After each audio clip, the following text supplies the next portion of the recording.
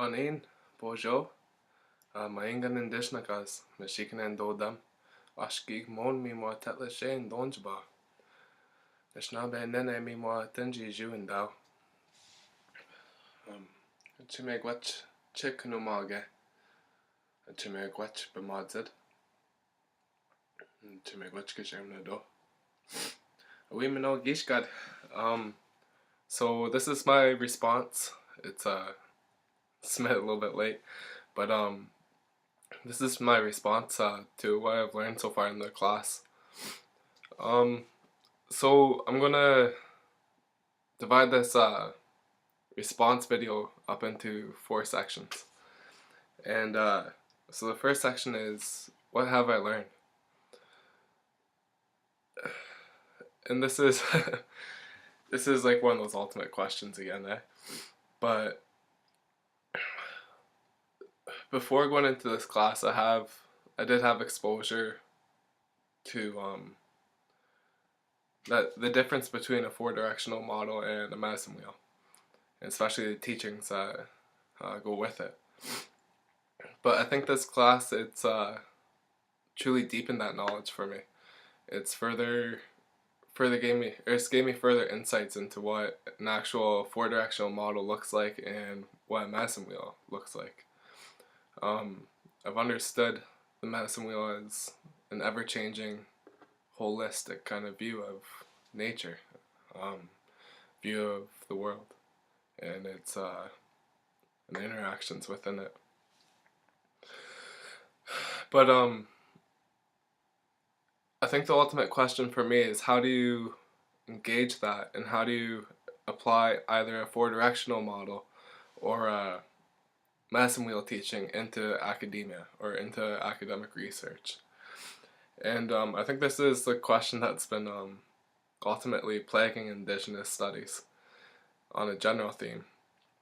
But I think, for me anyways, I think a 4-directional model is more suitable and can be more easily applied to academic understandings of Indigenous cultures, or just not even Indigenous cultures, just of how, just a different way to interpret data.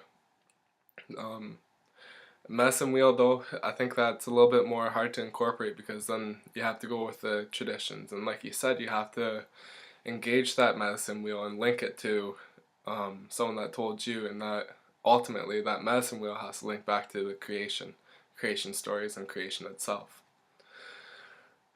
So that's what I've learned from the class so far, and the next section I will be talking about a 4-directional model in my life.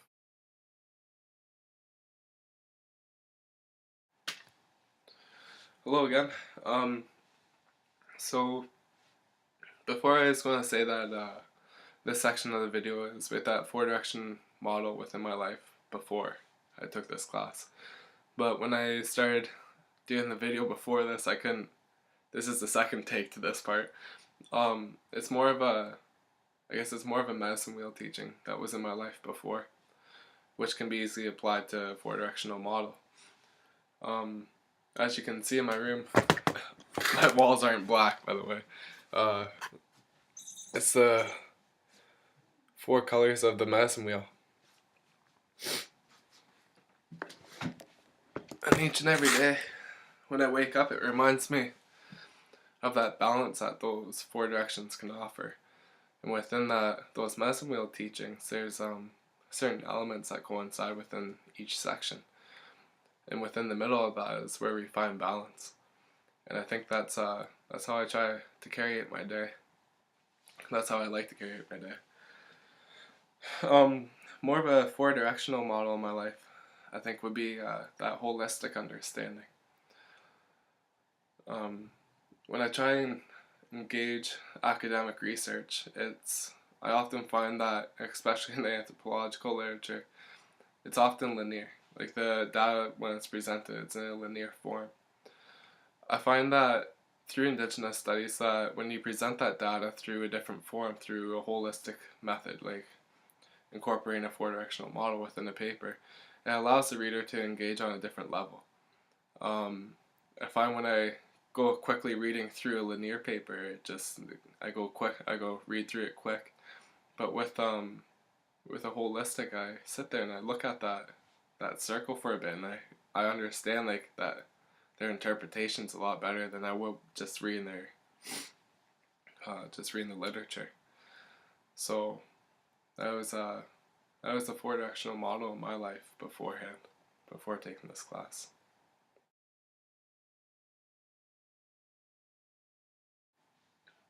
Honey, so in this section, I want to engage more on a deep. I want to engage on a deeper level into the difference between a four directional model and a medicine wheel.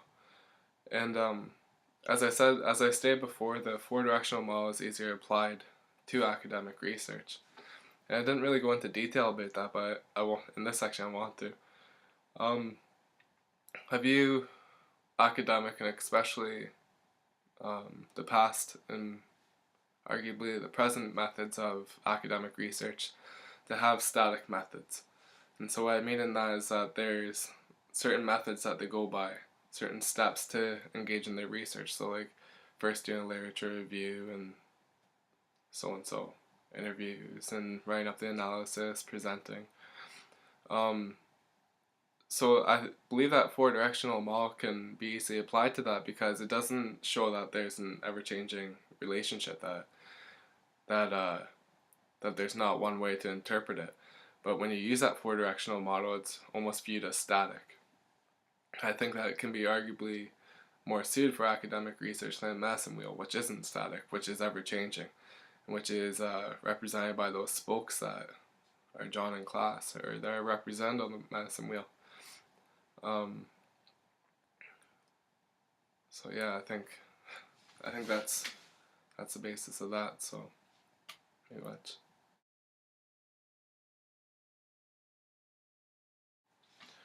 Well, I mean, in this section, I want to talk about how I'm engaging in my research that I'm conducting right now in Oshkosh, or Curve Lake First Nation. I want to talk about how I'm trying to apply that four directional model to understand the water issues that are present in Curve Lake. So I'm pretty sure that you're familiar with the research that I'm doing by now, but just to quickly go over, I'm interviewing elders about the waterways to gather traditional knowledge to help the engineers when they're making their conclusions on how to build water infrastructure for the community. So it's like trying to balance traditional knowledge with engineering knowledge of water. So how to respect water that as a spiritual identity rather than a commodity. So when the researchers, just one second, when the researchers came into Curve Lake, they were first presented with a series of past engineering documents that were about that thick and that were really, really tough to read. And so they said, we'll write up a water story for you. We'll sum up those documents and make it in a language that's more suitable for you guys to interpret. And so they created this lengthy document here. And as you can see, there's pictures, but it's all in a linear fashion. And when we present it to Chief and Council, they just quickly grabbed the thing and they flipped through the pages, and you could see some of them were reading it a bit, and then others were just flipping through the pages, and they kind of like quickly looked away. And I believe that's because it's in once again, it's in that linear form. People, and especially Chief and Councils, they're so used to getting documents about this thick or even thicker, and then not being forced, but being shown to read them. And I think if you incorporate that four directional model, that four direction understanding within these papers, and especially when you present them to Chief and Council or First Nation communities, it'll be more suitable.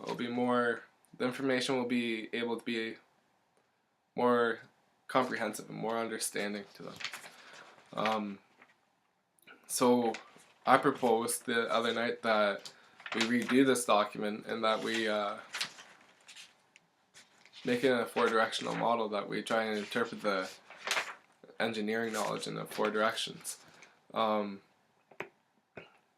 but there's already problems with this paper beforehand. But what we're going to do now is that we're going to revisit this paper, and we're going to try and apply that four-directional model of understanding into it. So I'd just like to say, Chimigwach Mark, without taking this class, I don't think I would have tried to apply that knowledge to this, because it is a pretty dramatic problem within First Nations of interpreting knowledge. And I think we can alter that. I think we can change the way. I can think we can renew old tradition. So I'd just like to say Chimigwach.